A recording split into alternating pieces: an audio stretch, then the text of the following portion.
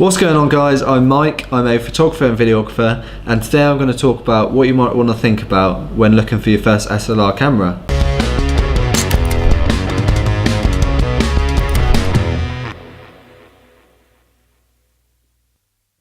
So I guess the first thing that you want to think about when looking for your first SLR camera is what you're going to use it for. Are you going to use it for photos or videos, or maybe both? Now, when it comes to the photos, it's really easy to get hung up too much on megapixels. Now, I know it's awesome how many megapixels you can get in these cameras these days, even the more basic ones, but it's not everything. I mean, unless you're going to blow up your photos massive, like on a billboard or on a big wall, then it shouldn't really come into it too much. I mean, I do this professionally, and both my cameras are 12 megapixels, which does the job fine. And yeah, so don't get hung up on that too much. Anything 12 megapixels or over, you'll be just fine. When it comes to video, I think you want to find a camera that can shoot at least 1080p. Now this means that the footage that you're filming is going to be full HD and the quality is going to be great. So the other thing that you might want to think about when it comes to video is the frame rate. If you're going to shoot some slow motion, then you want to probably look for a camera that can shoot 50 frames a second or over. I mean, the Sony camera that I film on at the moment and film these videos on can shoot up to 50 frames, and that allows me to just slow the footage down by quite a bit, and you can get that real nice slow motion, which I've used quite a bit on video projects that I've done in the past. It does add a little bit something to the project, and I'm a massive fan of it. I mean, you're not gonna get the frame rates that some of the higher end cameras get with your first SLR camera. I mean, some cameras these days can shoot 120 frames a second, 240 frames a second and upwards. But if you are looking for slow motion, then 50 frames or above will do the job. But then if you're not into that sort of thing, then most cameras shoot at 20 frames or 25 frames or 30 frames at least, so you should be fine. So the other main thing that I can think of with video is sound.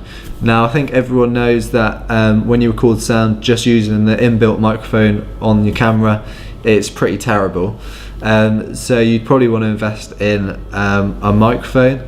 I use a Rode video mic, and then that plugs into the microphone socket, which is on the side of the camera.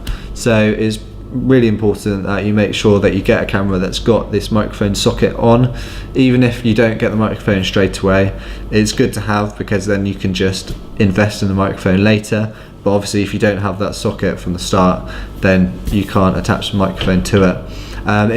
Having a microphone makes a massive difference to the sound, and I think they say that you can get away with slightly lower quality footage, but if your sound is pretty crappy, then it makes a massive difference. So it's well worth the investment, whether it's now when you buy the camera or later on. But yeah, this morning I went online and I set myself a task of finding an entry-level digital SLR camera, and I was actually really surprised at what you can get for the money, because obviously I haven't really been looking for an entry-level camera for quite some time now. So the two cameras that came up was a Canon 1300D and a Nikon D3400. Now there was a bit of a price difference between the two. The Canon was £320 and the Nikon was £474. So just over £150 difference, which is quite a bit when you're buying your first proper camera. Now both came with an 18 to 55mm lens. The only difference with the Nikon was it came with a VR lens. So that basically stands for vibration reduction, which just helps slightly if you're shooting at handhelds, and it just helps with the shakiness a little bit. So it's always a nice extra to have. Now with the Canon was 18 megapixel and the Nikon was 24.2. So a little bit of difference between those two. But like I said before, don't get hung up on megapixels too much. The Canon is 18 megapixel, and 18 megapixel is plenty.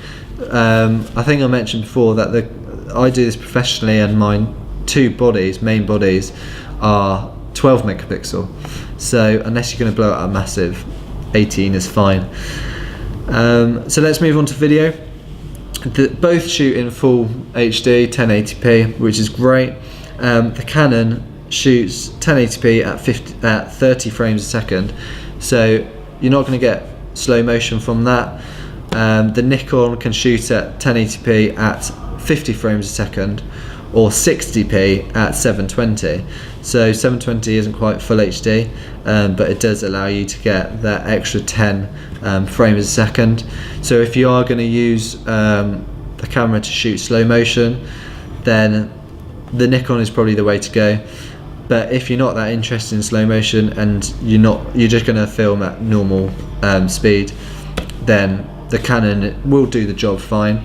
So I guess the points that I just mentioned were video related. So if you're not using this camera for video and you're only interested in using it for shooting photos, the Canon is absolutely fine.